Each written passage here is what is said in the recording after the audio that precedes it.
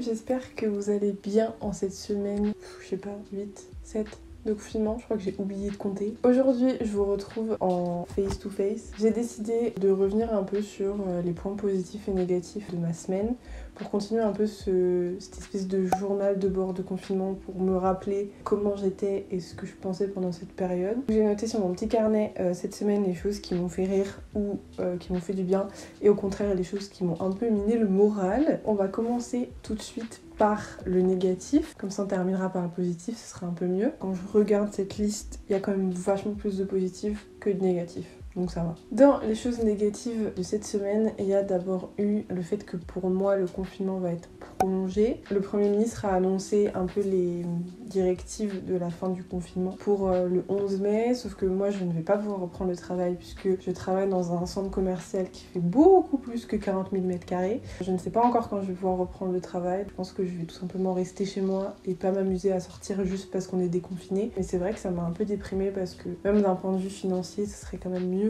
de reprendre le travail et de reprendre une vie normale puisque en fait j'ai l'impression que beaucoup de gens vont retrouver leur vie, même si on va pas vraiment retrouver sa vie d'avant, mais il y a beaucoup de gens qui vont recommencer à bouger et à sortir de chez eux et moi je vais pas pouvoir en fait. C'est peut-être un mal pour un bien parce qu'au moins je prends pas de risques et je reste tranquillement chez moi. Autre point négatif de ma semaine, je crois que j'en avais parlé dans une précédente vidéo, j'avais essayé de faire une cure de sébum, enfin pas une cure de sébum entière en mode un mois sans shampoing, mais au moins de le faire une seule fois par semaine puisqu'avant j'étais à 2 voire 3 fois par semaine et que je trouvais que c'était trop. Le premier mois ça a marché, je me lavais toutes les semaines et là depuis 10 jours j'y arrive plus. Genre là on est vendredi, je les ai lavés mardi, ils sont limite, c'est pour ça que j'ai mis un bandeau, c'est pour cacher un peu.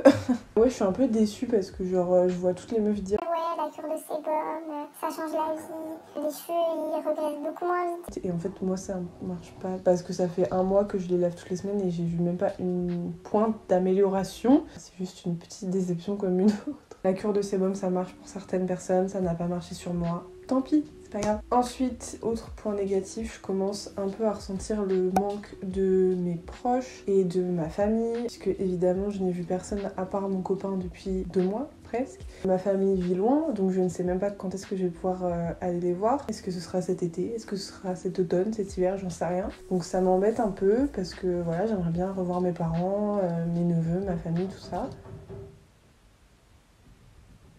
Pareil pour mes amis qui habitent près de chez moi, je pense que je vais pouvoir peut-être les revoir d'ici peu de temps, mais mes amis qui sont en Vendée loin, c'est pareil, je sais pas quand est-ce que je vais les revoir alors que elles me manquent trop. 2 mois sans voir personne, ça commence un peu à peser, même si ici ça se passe très bien, on s'entend très bien, et voilà, tout va bien, mais ouais, ça va faire un peu long quand même.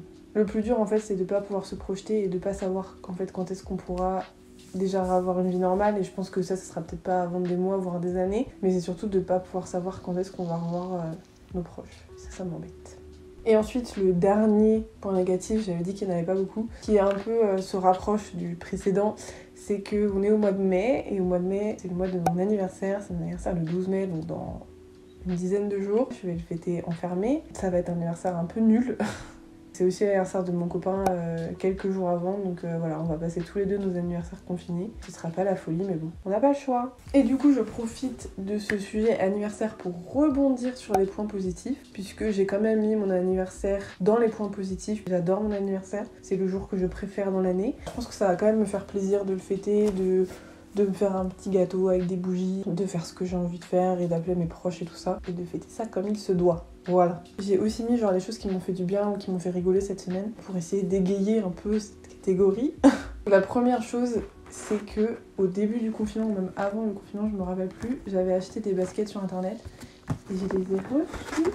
Je suis trop contente parce qu'en fait c'était une paire de baskets que j'aimais bien et qui était en réduction, donc j'étais trop contente. C'est des Puma RSX. J'en ai déjà une paire que j'aime trop et dans laquelle je suis hyper confortable. J'ai pas hésité une seule seconde à les reprendre vu le prix où elles étaient en plus. Enfin, elles étaient à moitié prix, même encore moins que ça. Je vais vous les montrer, je les adore. Elles sont trop belles! J'ai trop hâte de les mettre. Bon, par contre, c'est clairement des chaussures d'été parce que la matière, faut pas la mettre à la pluie. Enfin, faut pas qu'elles se salissent, quoi. J'ai trop hâte de pouvoir les porter. Autre chose qui m'a fait énormément de bien cette semaine, et j'en avais parlé sur Twitter, je n'avais plus de farine. puisqu'en fait depuis le début du confinement, dès que j'allais faire des courses, je ne trouvais pas de farine, et heureusement pour moi j'avais quand même un stock à la maison, et là je n'en avais plus. Et la dernière fois en allant faire des courses, j'ai trouvé de la farine. J'étais trop contente, donc j'ai pris ma farine, je suis rentrée et genre à la minute où je suis rentrée, j'ai fait un gâteau. Genre je sais pas vous, mais moi j'adore les gâteaux.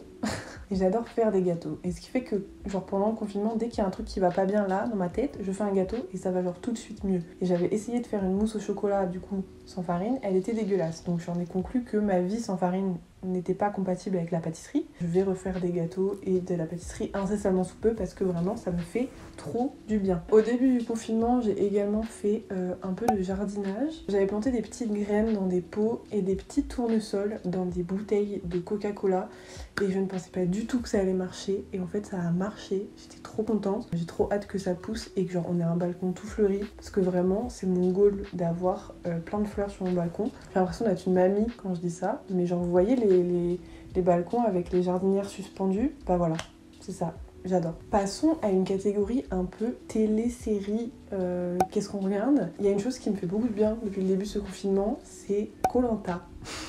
Et je pense que je ne suis pas la seule. Quand j'étais petite, je regardais toujours Koh-Lanta, que ce soit avec mes parents ou avec, je me rappelle, ma grand-mère. On aimait trop regarder Koh-Lanta. Et j'avais un peu décroché parce que je regardais plus trop la télé. Et là, avec le confinement, aussi avec le petit buzz du premier épisode où le mec a éteint le feu, avec mon copain, on s'est mis à Koh-Lanta et on est accro. C'est-à-dire que tous les vendredis soirs, c'est pizza devant Koh-Lanta. Cette année, c'est genre... Il y a trop de drama toutes les semaines, c'est trop bien. Je sais pas si vous regardez, mais en tout cas, si vous ne regardez pas, franchement, vous ratez quelque chose. Vraiment, il y a des pépites toutes les semaines. Ensuite, cette semaine, on a commencé, et là, je vais me faire lyncher, puisque je pense que tout le monde a déjà vu cette série. J'ai toujours dit que je voulais pas la regarder, et en fait, on a craqué. On a commencé La Casa de Papel. On a commencé après la hype de tout le monde. Moi, j'étais toujours en mode, ouais, ça me donne pas trop envie, en plus, tout le monde en parle. Et au final, bah, c'est plutôt bien.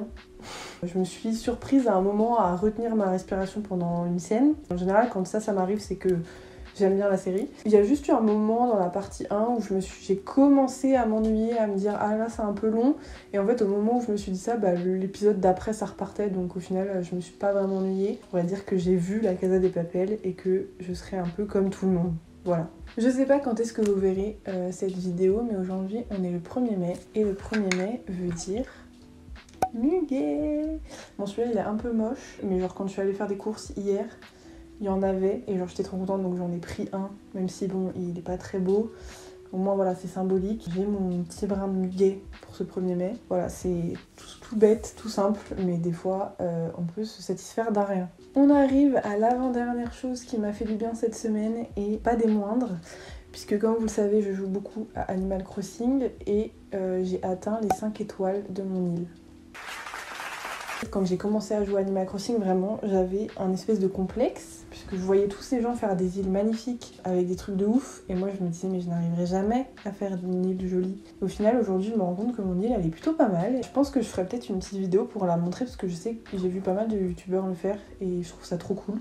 Mais en tout cas, si vous avez Animal Crossing, moi je suis trop curieuse de voir les îles des gens. Et enfin, dernière chose de cette semaine, j'ai pris une très grosse décision dans ma vie. J'ai décidé de plus m'investir dans YouTube et Instagram notamment, puisque j'ai créé un Instagram exprès pour ma chaîne YouTube. Mon Instagram, c'était l'Instagram que j'ai depuis genre la 3e, et j'ai plein d'amis dessus ou de gens que je connais qui n'ont pas forcément envie de suivre ce que je fais sur YouTube. Donc du coup, j'ai créé un deuxième compte qui sera exclusivement dédié à YouTube où voilà je partagerai un peu mes vidéos et tout ça, et voilà peut-être que c'est le moment de enfin être régulière puisque j'essaye de l'être depuis des années mais j'y arrive pas. Je vous laisse aller suivre le nouveau compte Instagram qui sera dans la barre d'infos. Pour l'instant c'est lalulisyt puisque j'ai pas encore pu récupérer le @lalulis. J'espère que je vais réussir à être régulière et à faire quelque chose de joli et de sympa pour vous. Sur ce, c'est tout pour cette vidéo. Je pense que je vous ai à peu près tout dit sur cette semaine et ce qui s'est passé dans ma vie. Comme on peut constater, il y a quand même plus de positifs que de négatifs, donc ça c'est cool. Ça change un peu des moments où on boit un peu du noir, donc voilà, faut essayer de toujours ressortir le positif de ces jours, même si c'est aussi simple qu'un brin de muguet que vous avez trouvé au magasin. Genre vraiment, profitez des choses qui font du bien, et voilà. Je vous fais des gros bisous et je vous dis à plus tard.